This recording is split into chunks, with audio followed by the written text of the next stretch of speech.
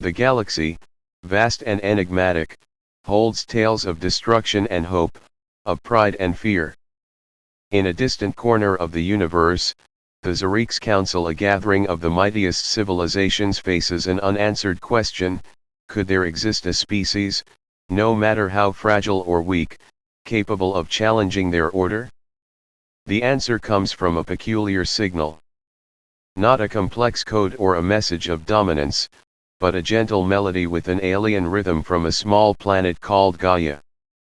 Earth, home to a seemingly insignificant species, leaves the Zarix Council astonished. Humanity.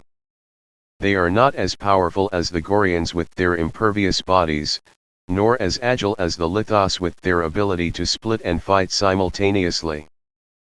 But what allows humans to survive, create, and thrive in such harsh conditions? More importantly, could they be potential allies or a threat to the galaxy at large? The Zarix Council's journey begins with curiosity, but it will soon lead to discoveries far beyond anything they could have imagined.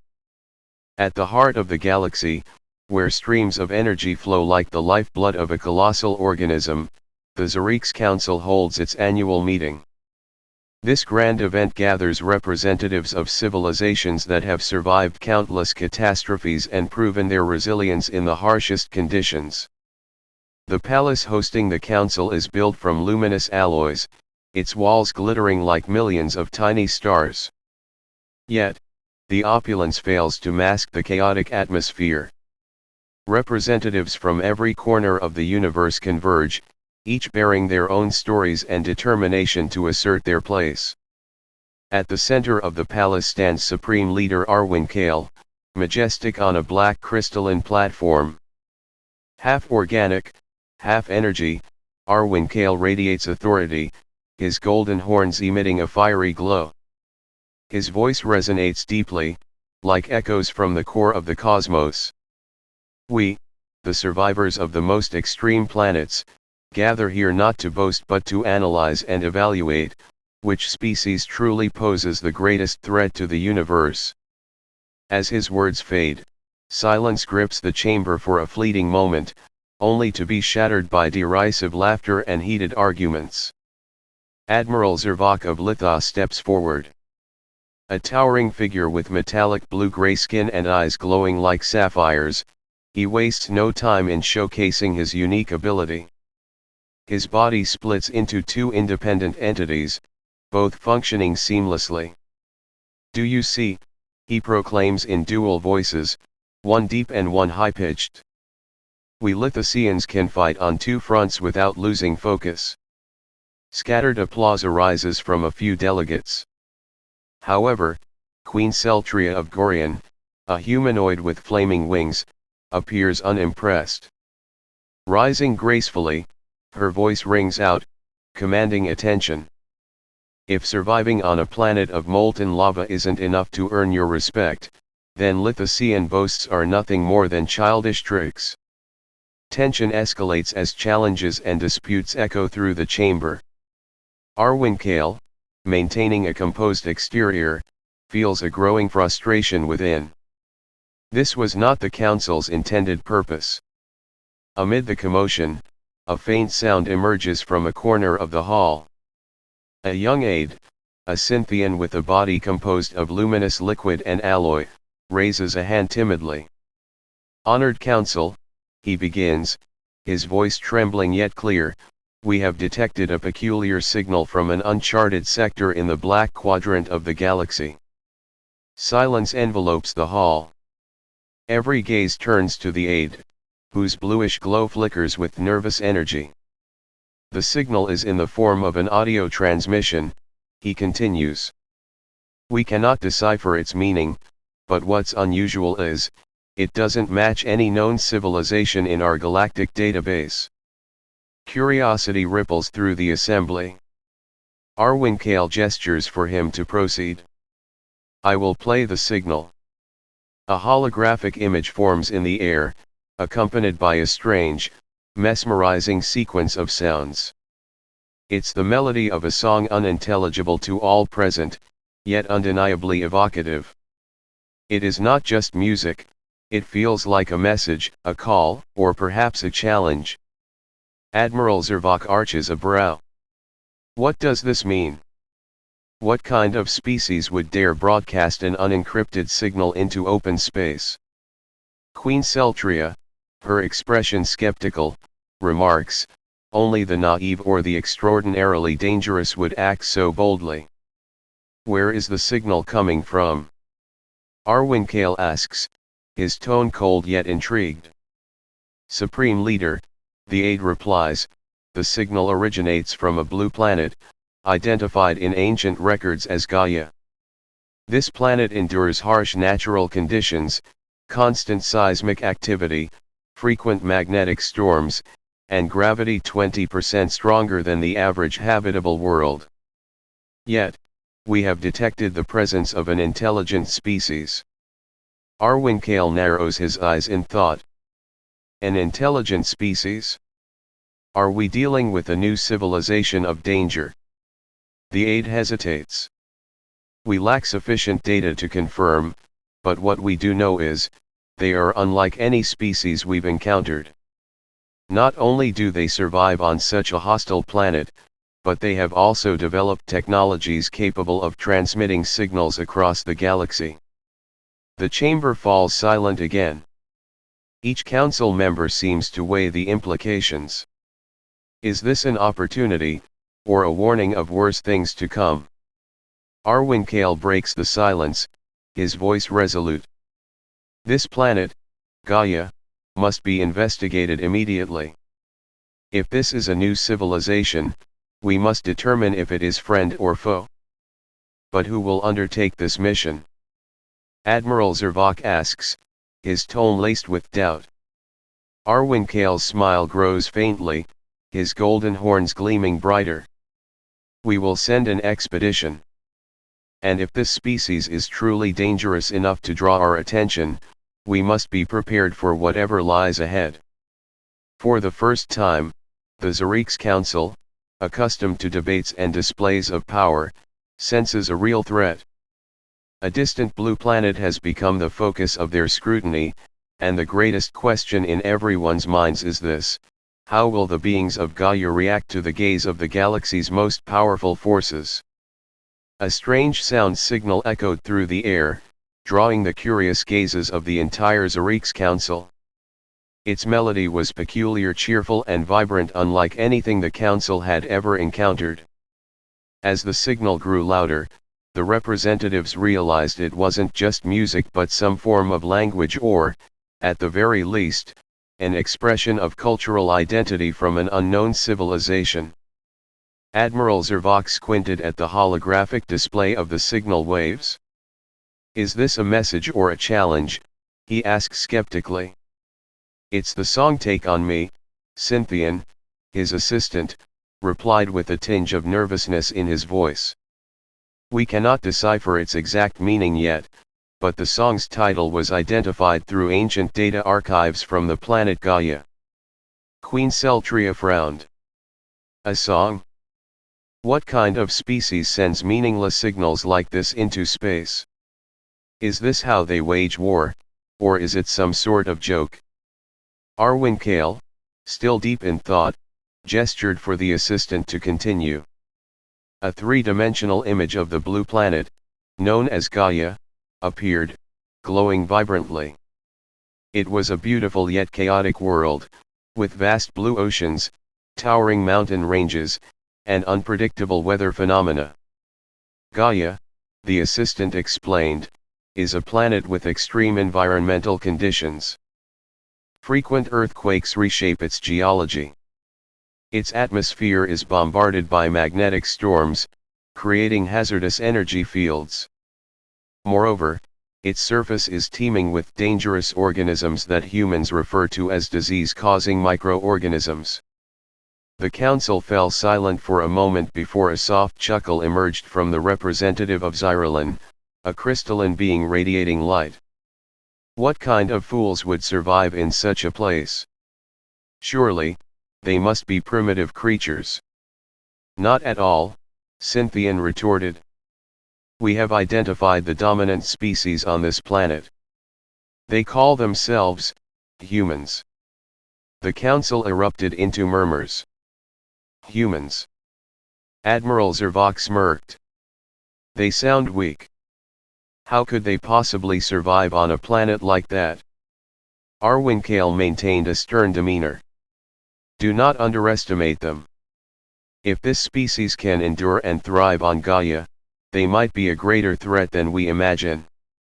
Assistant, proceed with the analysis. The image of Gaia zoomed in, revealing dazzling cities illuminated by lights, skyscrapers piercing the sky, and vehicles racing along vast roads. The sight left the Zarix Council astonished. They've developed technology to this level while enduring such harsh conditions? Queen Celtria asked, her voice laced with disbelief. Not only that, Cynthian added, but humans don't merely endure their environment, they modify it to serve their needs. They build machines to control weather, harness energy from magnetic storms, and even create medical devices to combat the smallest and deadliest microorganisms. Arwinkale pondered. This is not a sign of weakness. This is a species that adapts, and that makes them dangerous. Assistant, do we have any information about their culture and mindset? Yes, Commander, the assistant responded. From the data we've gathered, humans possess a unique characteristic: creativity. They don't just use technology to survive, they use it to create things seemingly unrelated to survival, like art, music, and even complex forms of entertainment. A ripple of laughter spread through the council. Music? Entertainment? What use are those in a war? Arwinkale raised his hand, silencing the room. Perhaps this is the key to their strength. A civilization that evolves beyond mere survival often finds greater meaning in other aspects of existence. This makes them more unpredictable and, therefore, more dangerous. Admiral Zarix crossed his arms. So, what's the plan? Do we send an expedition or strike before they become a real threat? Arwinkale deliberated for a moment. No. We must not act rashly. First, we need to understand them better. A reconnaissance team will be dispatched, not to attack but to observe and gather intelligence. If humans prove truly dangerous, we will decide our course of action then. Queen Celtria nodded in agreement. It is wiser to know your enemy before making a move. The meeting adjourned, but the atmosphere remained tense. The council members departed with heavy hearts, aware that they might have just encountered a force capable of reshaping the balance of power in the universe. Meanwhile, on Gaia, humans went about their daily lives, oblivious to the fact that they had captured the attention of some of the most powerful beings in the galaxy. That small, seemingly meaningless signal, a simple song, had become the link between two worlds and perhaps the spark for an inevitable confrontation. The images transmitted from Gaia flickered onto the holographic display at the center of the Zarix Council. A vivid and colorful scene unfolded, tiny humans leaping from dizzying heights, tethered only by thin pieces of fabric they called parachutes. In the background, mighty rivers roared as groups of people maneuvered small rafts, laughing loudly while braving the rapids. Madness! Admiral Zarix exclaimed, his voice a mixture of awe and disdain. Is this what they do for entertainment? Another clip appeared. A man, his face flushed red and tears streaming down his cheeks, devoured a strange, glowing orange substance. The sight bewildered the council members. Their food is a weapon of self-destruction.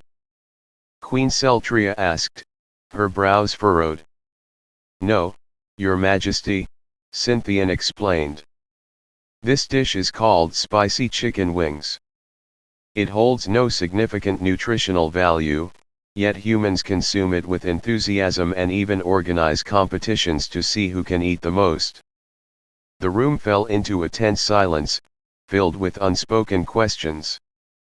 They don't just survive on a dangerous planet, Arwin Kale finally broke the silence, but turned its challenges into self-imposed trials, even sources of joy. This is not weakness. This is adaptability at its peak. Another clip appeared, this time showing humans working together to lift a massive stone, seemingly to construct a structure. Their coordinated efforts and shared laughter echoed through the scene. They are not only creative, Celtria remarked, her tone softening, but deeply united. This collective spirit may be their greatest strength. Admiral Zervok remains skeptical. Unity is a strength, but they are still physically fragile. The smallest creature from Lithos could easily kill them.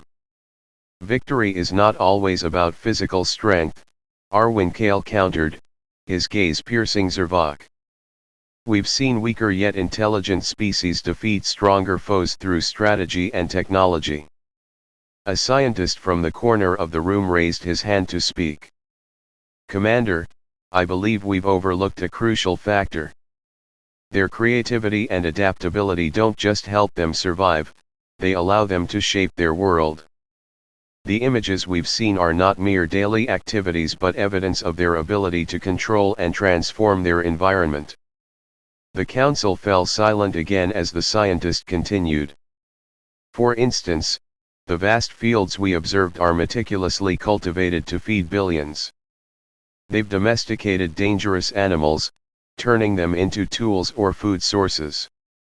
Even catastrophic events like magnetic storms and earthquakes, they've found ways to predict and mitigate their impact.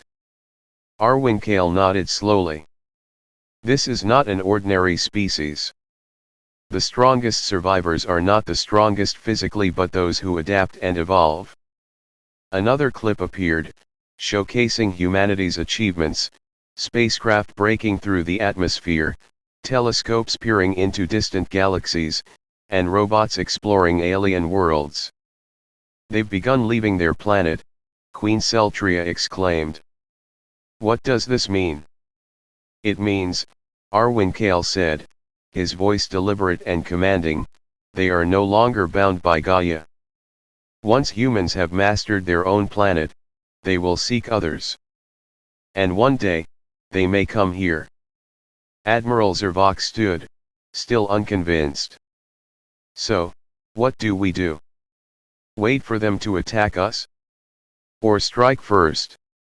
No, Arwin Kale declared, his eyes glinting with determination. We must not act hastily.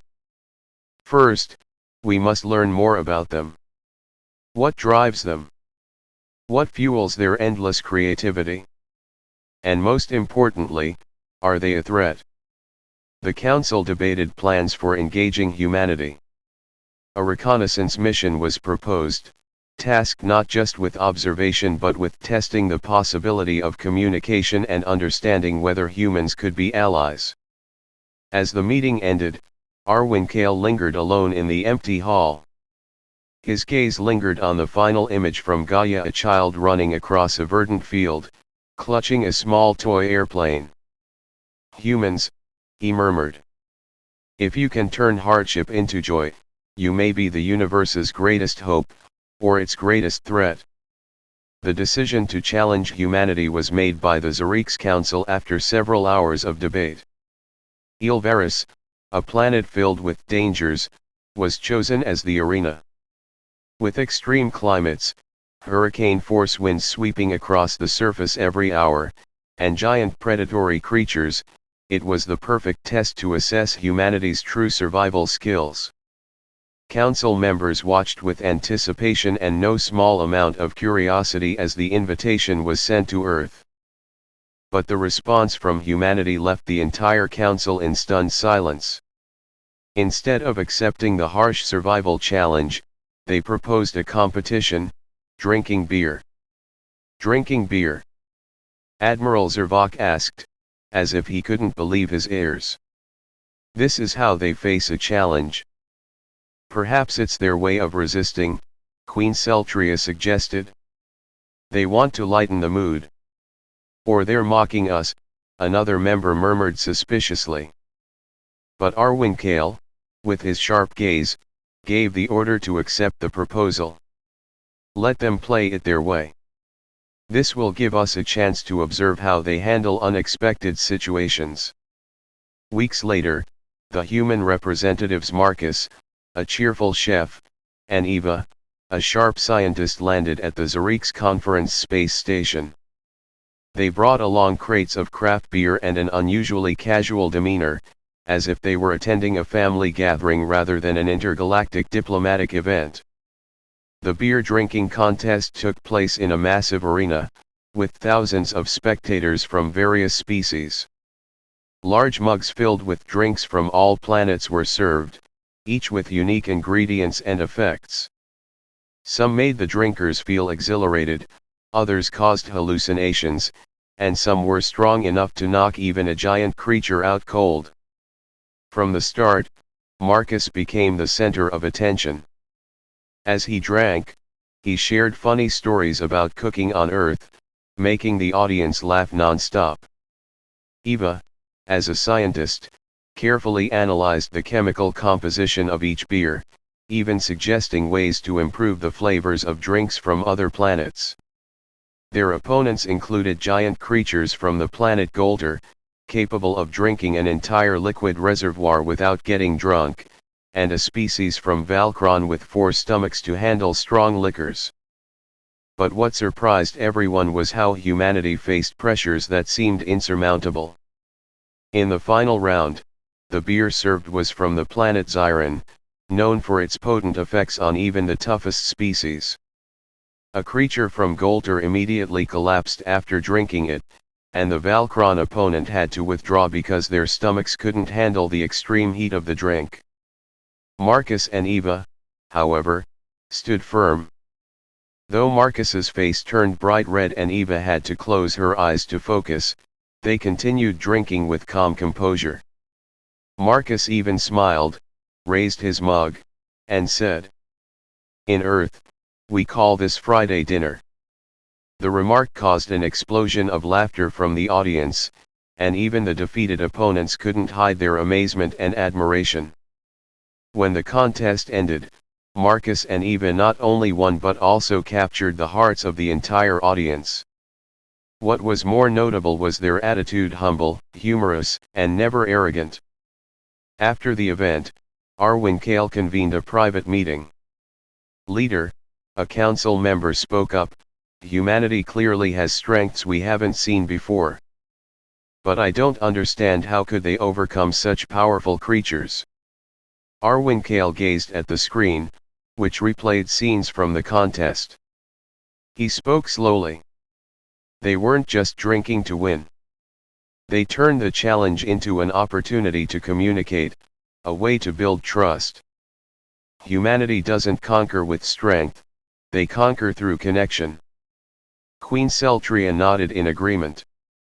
"We were wrong to think that victory only comes from physical strength. Humanity teaches us that wit, humor, and adaptability can be more powerful than any weapon."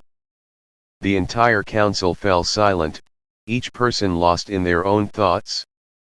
The beer drinking contest, seemingly a joke, was actually a profound lesson about the nature of humanity, a small species capable of overcoming any barrier with intelligence and heart. Arwin Kale smiled faintly, his gaze full of hope. "We tested them, but in truth, we were the ones being tested. Perhaps humanity won't just be an adversary but a valuable ally in the future." After the strange yet meaningful beer drinking challenge, the Zarix Council continued to analyze humanity in greater depth. The images and data collected from Earth not only illuminated their remarkable adaptability but also revealed something far more important: humanity possessed a unique ability to connect and create. In the meeting held immediately after the challenge, the council members' attitudes shifted. The mocking laughter and skepticism that had once filled the room were now replaced with respect, and even a hint of admiration. "We misjudged them," Arwin Kale, supreme leader of Zarix, said with a thoughtful tone. humanity is not strong in muscle or weapons as we once thought. Their true strength lies in their ability to turn limits into opportunities, transform challenges into enjoyment, and connect with each other over even the smallest things. But can we trust them? Admiral Zarix spoke up, still harboring some reservations. They're intelligent and creative, but can they truly become a reliable ally? Eva, the human representative who remained for the meeting, responded with a confident yet humble smile. We're not perfect. Humanity has made many mistakes, and will certainly make more in the future. But it's those mistakes that teach us how to move forward. What we bring isn't perfection, but the ability to learn and adapt from any situation. Eva's words left the room in silence. Queen Celtria, who had been curious and supportive of humanity from the beginning, stood up. They don't just survive, they teach us to see the world in ways we never imagined. Perhaps, connecting with them will open up things that even we can't yet fathom. After a period of consideration, the Zarix Council made their decision. They invited humanity to join the alliance, not as a vulnerable species to be protected, but as an equal partner. This was the first time in Zarix history that a civilization once considered fragile was recognized as an ally. This decision marked a pivotal turning point. The Zarix Council not only hoped for military or economic cooperation but also sought to learn how humanity overcame hardships through creativity and adaptability. In the days following the signing of the agreement, Earth began participating in knowledge exchanges with other species. Human scientists, already accustomed to exploring the mysteries of space, now found themselves with access to technologies and knowledge far beyond their previous understanding. One of the first exchanges was on energy. The planet Lithos, home to Admiral Zarix, shared technology for harnessing energy from supernovae, a technique that Earth had only dared to imagine in science fiction. In return, humanity introduced their nanotechnology, a field that other species had never explored. Not only science, but culture also became a significant area of exchange. Human songs, art, and folklore quickly spread across the planets of the Alliance. The story of a small hero facing monumental challenges, a familiar motif in human culture, became an inspiration for many other species. However, the Alliance was not without its challenges. Some species in the Zarix Council remained skeptical. They feared that humanity's creativity might become a threat, or that cultural differences might lead to unnecessary conflicts. To address these concerns, the Council established a special committee where representatives from Earth and other planets could discuss and resolve conflicts. Marcus, with his cheerful personality and natural ability to connect with others, became one of the most beloved representatives. He often used humorous stories about cooking to break the tense atmosphere. Eva, on the other hand, focused on building relationships based on science and knowledge. She became the bridge between researchers from various civilizations, helping them work together to solve common problems, such as finding ways to mitigate risks from black holes or developing sustainable ecosystems on planets. As the first months passed, the cooperation between Earth and Zarix began to yield visible results. One of the most significant achievements was the development of a new communication system, combining human technology and that of other species. This system was not only faster but also eliminated language misunderstandings, making communication between civilizations much easier. Yet no one forgot that this alliance was only the beginning. Greater challenges lay ahead. Unexplored regions of space held unpredictable dangers, from dangerous creatures to mysterious cosmic phenomena.